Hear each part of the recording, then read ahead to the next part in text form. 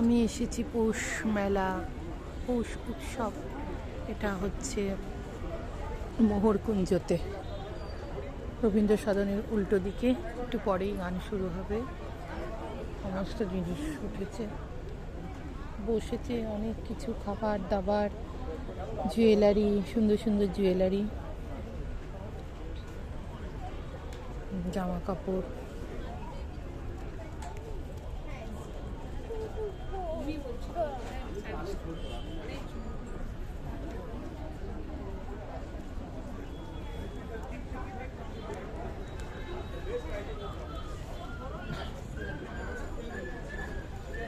খুব সুন্দর লাগছে, খুব ভালো লাগছে। এখানে পিঠে,